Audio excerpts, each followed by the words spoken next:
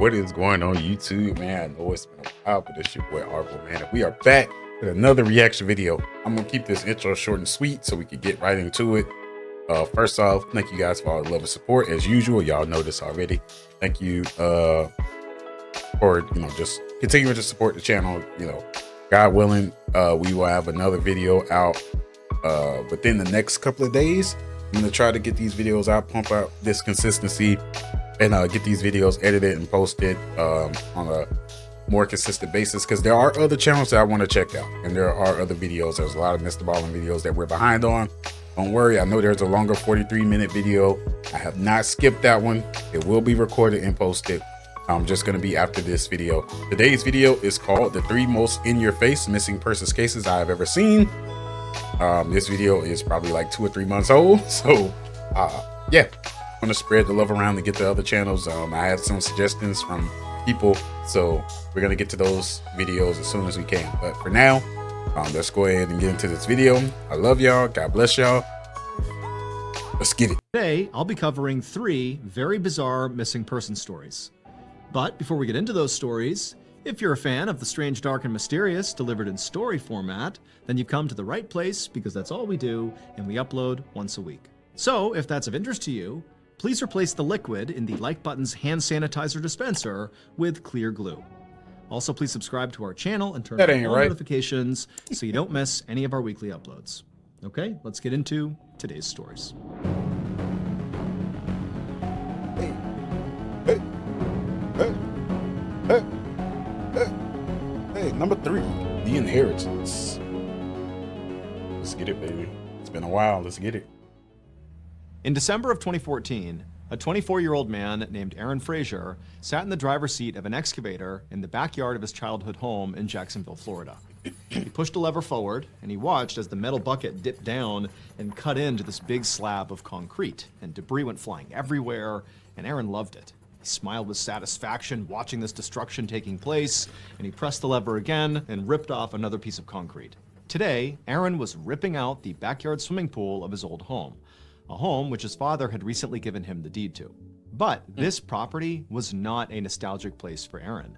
In fact, he hadn't lived here since he was 3 years old, and the handful of memories he had from being in this place were basically all bad. His parents fought all the time, and then one day in 1993, his mom just decided to leave, and then after she was gone, his dad wasn't able to care for him, and so before long, Aaron was shipped off to foster care. So now he was kind of enjoying demolishing the property. He had some big renovations planned, starting with the backyard.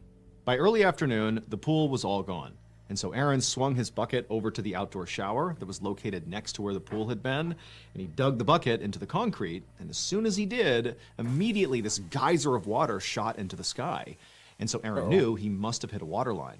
And so Aaron jumped out of the excavator, he turned off the water, and then he grabbed a shovel and headed over to the outdoor shower to inspect the damage. He basically needed to dig where the excavator bucket had just begun digging to see what exactly had been struck. And so with the shovel, he starts kind of moving away the mud and concrete, and at some point, the head of his shovel, the blade, it hits something sort of rigid and plastic. And he moved the shovel out of the way and he looked, and at first it looked like a plastic bag, but it was too rigid to be a plastic bag.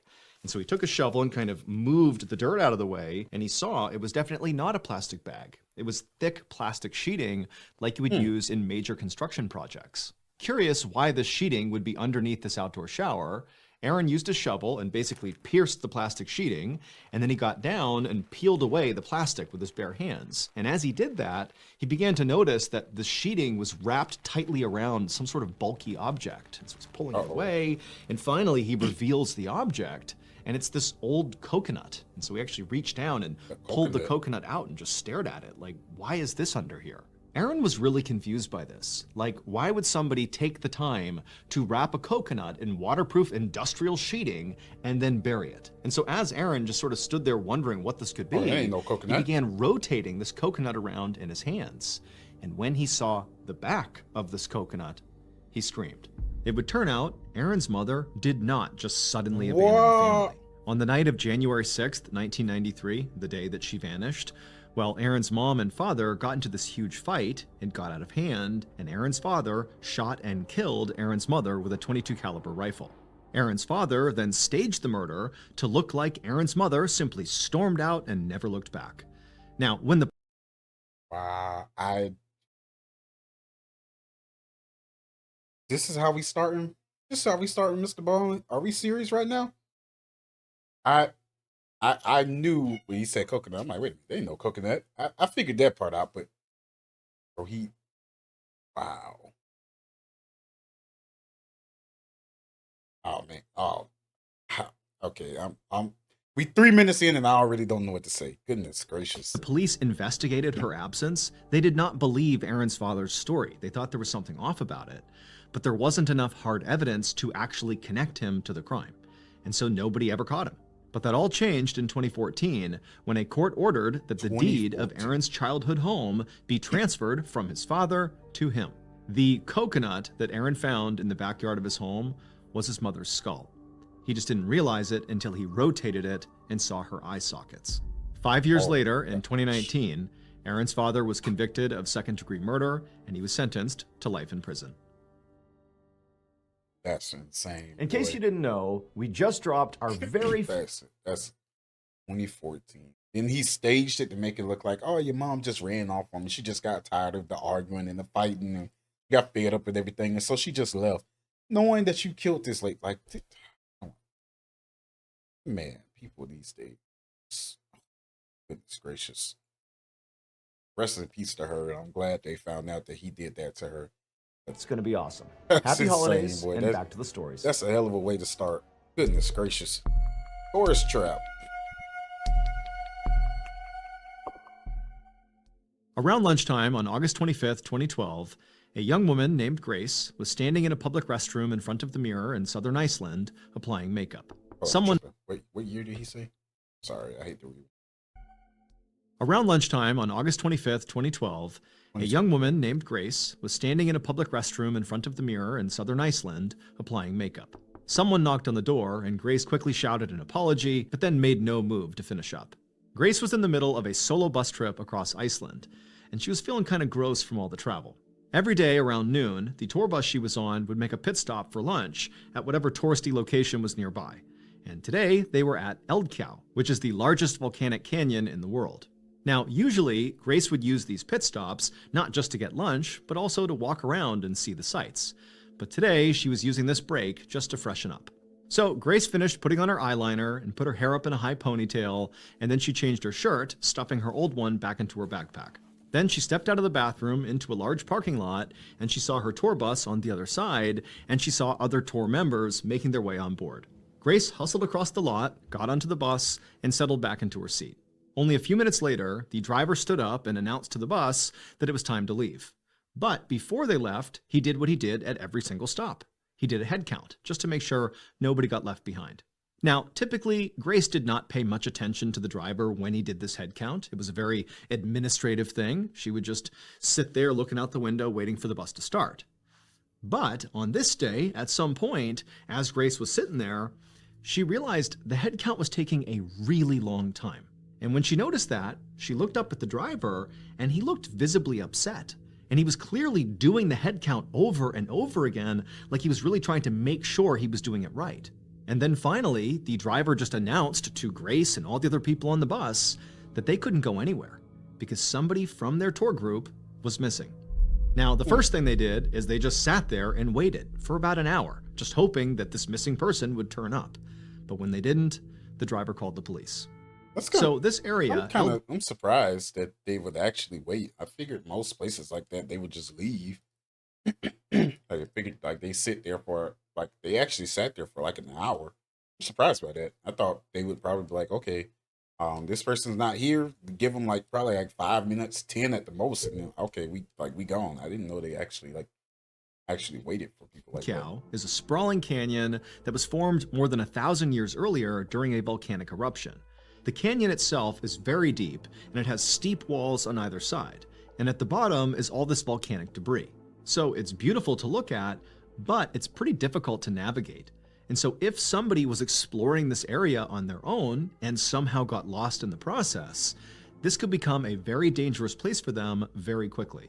So when the bus driver called the police to report a missing tour group member in this particular Probably the first thing area, they thought. the police immediately sent out a search and rescue party. And when they arrived, the first thing they did was interview the remaining tour group members to try to figure out who the missing person actually was, because it wasn't clear yet. Pretty quickly, some of the tour group members recalled seeing this young woman of Asian descent who was wearing dark clothes and was carrying a light-colored bag, who had left the bus at the beginning of lunch and had not is it returned. her? Now, Grace had not personally seen this young woman, and she told police as much when she was interviewed. But she, like basically everybody else on the tour, immediately volunteered to help with the search. So, for the entire rest of the day, that is what Grace and the others all did. They searched for this missing person. Grace was teamed up with another member of the tour, as well as a trained rescuer, and they walked out into the canyon, searching along a grid pattern with the rest of the team. After a few hours with no luck, officials sent in more rescuers and a helicopter. And by the time the night fell, the entire canyon was lit up by searchlights, and you could barely hear anything over the sound of the helicopter making repeated passes overhead. But despite this enormous effort, there still was no sign of the missing tourist. Finally, at around 3 a.m., Grace broke off from the search and returned to the bus to get some sleep. But before settling into her seat, Grace opened up her backpack to pull out some makeup wipes, and as she did that, something inside of her bag caught her eye. And when she saw it, she froze. She stared at this object, and as she did, she felt herself break out in a cold sweat, because suddenly she knew exactly where this missing woman was. It would turn out that over the course of the previous day, the people on board the bus made a series of small mistakes, but together they snowballed and turned into one huge mistake. First, the bus driver had made a mistake with his head count. Not the head count he had done that afternoon, but the one he had done earlier that day, before they drove to Eldkjau. That morning, he had accidentally counted one too many people on board the bus and not realized it. Then, that afternoon, when he had counted again and actually had the right number of people on board, he thought there was a missing person. Next, the description of the woman who had gotten off the bus and didn't come back, the so-called missing person, that description had only been half correct. So yes, there had been a young woman of Asian descent wearing a dark sweatshirt, carrying a light-colored bag. She had gotten off the bus, but she did get back on. Except that when she did, she looked different, and so nobody recognized her. And this was because this woman had gotten off the bus to go to the restroom to freshen up. She had put on makeup, she had put her hair up in a ponytail, and she had taken off her dark-colored sweatshirt. The object that Grace found in her backpack that made her realize that she knew exactly where this missing woman was her dark-colored sweatshirt inside of her light-colored backpack. And it was at that exact moment that Grace knew. The person that she had spent the last 15 hours searching for Was herself. She was on a self-discovery tour. That's crazy. Hey, that's a good one, though. It's wild. Wow. Man, like, she was just sitting there, like, where the hell, like, can you imagine that, though? Can you imagine, like, you sitting there, you frustrated, like, where the hell did this lady go? Like, you probably thinking, like, I hope she didn't die. Hope she didn't, like, fall in like, a canyon or something. Like, I hope she didn't, like, slip and hit her head or something like that. And then you probably frustrated, like, bro, we've been here for almost a day. Like, we wasting time on the tour. Like, we missing stuff. Like, come on, bro. Like, where could this lady have went? Like, why can't we just leave her? You know, like, some of us would have been frustrated. Some of us would have been concerned. Some of us would have been both. And then you go back to your seat like, man, all right, like, I'm tired, bro. I'm finna go back to the bus and just go to sleep. You going through your bag like, let me get my little neck pillow, whatever. Then you look, you like, hey, wait. He said, light-colored bag and a dark t-shirt, man. Oh, damn, that's me. Oh, damn. I've been looking for myself this whole time. I never knew. That's crazy. Oh, that's a good one, though. That's a good story. I like that. Number one, stay in the car. You gotta tell me twice. I'm black. I'm getting out anyway. Before dawn on December 12th, 1992, a 17-year-old girl named Tracy Dion sat in the passenger seat of a little two-door car that was swerving down a deserted road in the Yankton Sioux Reservation in South Dakota. Everybody in the car was drunk, including Tracy. Sitting next to Tracy in the middle front seat was her 19-year-old cousin named Ruby, and Ruby's boyfriend, a 20-year-old named Arnold, was driving the car. All three of them had been out partying all night, and so now they were trying to make it home. The swerving was making Tracy feel sick to her stomach, but she didn't want to say anything to Arnold in fear that she might distract him. I mean, it was really dark outside, there was no street lights, there was ice on the road. Distract him? He already drunk. What you gonna distract him from? It's too late for that. What you mean? I don't want to distract them. The liquor done did that part. You barely gonna contribute to whatever may happen. This I accidentally muted. My bad. would be a outside, there was no street lights, there was ice on the road. I mean, for a sober driver, this would be a challenging drive, let alone a drunk driver. They were coming up on an intersection, and Arnold brought the car to a stop with a lurch. Tracy watched as Arnold checked for cross traffic and then pulled out onto Highway 281. But halfway through this turn, as Arnold was accelerating, Tracy began to feel the car slide. And even in her drunken state, she could tell Arnold had hit a patch of black ice. And so as the car began to skid, she wanted to scream, but before she could, the car was already flipping over, and then everything went black. A short time later, Tracy came to. The car was upside down, and Tracy quickly realized she had fallen out of her seat and was now basically resting on the roof of the car, which was now on the ground. From what she could tell, after the car had finished rolling over, it had come to a stop just off the side of the highway, and so they were not in immediate danger from other cars striking them. But she couldn't really see outside because the windows were so badly cracked. Beside her, Tracy could hear her cousin, Ruby, pounding on the driver's side door trying to get it to open, and so Tracy tried to look around Ruby to see Arnold, to see if he was okay, but when she did, she saw the driver's seat was empty. Tracy tried to make sense of what she was seeing. The driver's side door was closed, but Arnold was gone. Just then, Tracy heard the sound of the driver's side door opening, and she turned to see her cousin Ruby forcing the door open just a few inches, and then a second later, Ruby was slithering out through that crack to the outside. To Tracy, everything felt like it was happening in slow motion. She was too shocked and confused to make any sense of it. But if Ruby was getting out of the car, Tracy felt like she should too. And so Tracy turned and crawled across to the driver's side and was about to make an exit the same way Ruby had when the door slammed shut violently right in Tracy's face. Tracy didn't understand why Ruby would do something like that. Why would she shut the door that aggressively when she knew her cousin was still inside? Tracy tried to open the door again, but she was too weak to do it. She figured her cousin Ruby was okay, but she couldn't see outside because of how cracked the windows were. At this point, Tracy began to feel woozy. She laid her head down on the roof of the car, wondering to herself why Ruby and Arnold had left her behind. Tracy would stay trapped inside of the car, alone, for a few hours, until finally a motorist saw the flipped-over car and called 911. Shortly after that, first responders arrived on the scene, they pulled Tracy out of the car, and shockingly, she actually didn't have really any serious injuries at all. She didn't even need to be hospitalized. But rescuers could not find Ruby or Arnold anywhere. They were gone. And once rescuers had scoured the entire area around the crash site, the sheriff who was in charge of the scene started to wonder if Arnold and Ruby were not just missing. Maybe, he thought, they had fled. Arnold had been driving drunk, and all three of them were underage, and so the sheriff thought maybe Arnold and Ruby were scared to get in trouble. Over the next few days, the police continued to search the surrounding area for Arnold and Ruby, hoping they were not badly injured and that they would just turn up on their own, but they never did. And as the days turned into weeks, hope began to wane for the young couple. Their family and friends kept searching the area along 281 where the car had flipped, looking for any clue as to where these two had gone. But there was nothing. There was no trace of them. It was like Arnold and Ruby had gotten out of the car and just vanished. But in January of 1993, so 3 weeks after the crash, strange and conflicting reports of sightings began to trickle in. First, a woman came forward claiming to have seen Arnold, alive and well, at a New Year's Eve party. Now, the police doubted this claim, but this woman was insistent that she had seen Arnold, and they actually hooked her up to a lie detector test, and she passed the test. And so officials brought in guests from this party who this woman claimed were with Arnold, and they asked them, "Were you with Arnold?"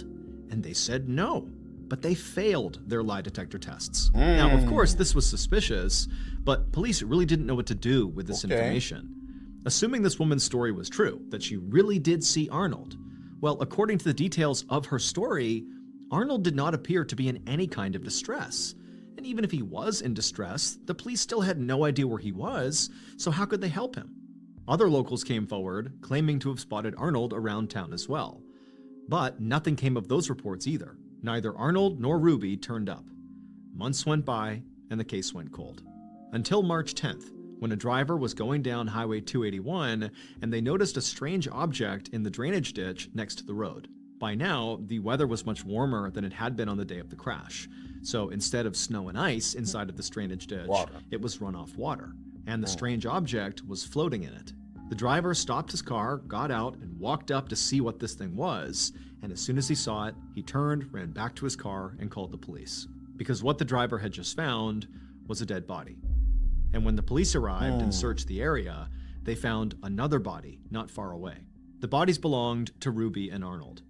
But this discovery did not solve the mystery of what happened to Ruby and Arnold. Instead, it made it much more bizarre. Because first of all, the bodies were found 75 feet away from the original crash site.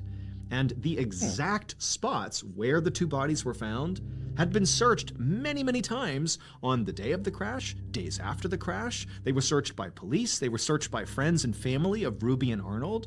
The idea that this is where the bodies had been the whole time was impossible. They would have been found. And then there was the condition of the bodies. Ruby's body was extremely decomposed, which made sense given the fact that the crash was 3 months earlier. But Arnold's body was barely decomposed at all. And in the pocket of Arnold's jeans, police found a mysterious set of 3 keys. 1 was a vehicle key and 2 were house keys. But none of them opened any vehicle or building that Arnold was known to frequent, and nobody recognized them. Finally, the police found a tuft of hair lying near where the bodies had been found. It was Ruby's hair, but it didn't look like the hair had been there for very long, certainly not 3 months. Instead of being dirty and matted, like you would expect given how long she must have been there, the hair was perfectly clean. The official coroner's report on Ruby and Arnold's deaths were that they died of exposure, and then their bodies were just overlooked by searchers for months. But to a lot of people, including the sheriff who was in charge of the original crash site, this made no sense. Despite the coroner's findings, law enforcement officials believed that Ruby and Arnold's deaths were the result of foul play. Under the foul play theory, somebody pulled Ruby and Arnold out of the crash site while they were still alive and then killed them later. And then perhaps they killed them at different times, which would account for the differences in decomposition of their bodies. The FBI ultimately came in and took over this case, but they eventually closed it down, citing a lack of evidence to support the foul play theory. However, with or without foul play being involved here, nobody has a good explanation for all those sightings of Arnold after the crash. And also, nobody can explain why the door was slammed in Tracy's face in the immediate aftermath of the crash. Maybe it was Ruby or Arnold who slammed the door, or maybe it was their killer. To this day, what actually happened on December 12th, 1992, on the side of Highway 281 remains a mystery. Wow. Ain't gonna lie. And now, here. Ain't gonna lie. At one point, I thought they were gonna say their cousin did it. I thought they were gonna say she killed them, but that's crazy. You find his body barely decomposed. You find hers badly decomposed, and it's like, what happened? Like, what really happened? Did he do something to her, and then somebody found out and did something to him, and then just decided to dump his body there? Like, it didn't. Where would the hair come from?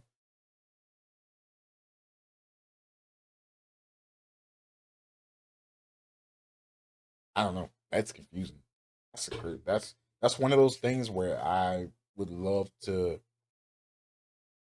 know what actually happened. Like, because it could have been foul play. I don't know.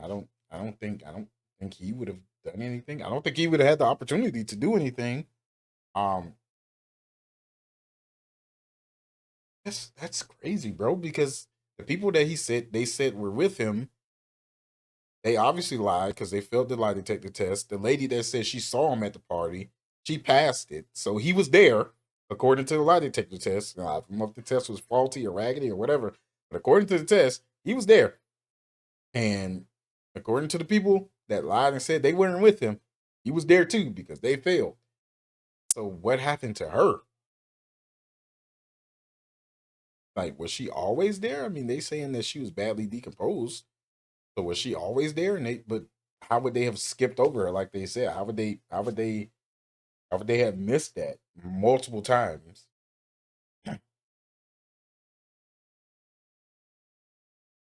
I don't know. That's a mystery.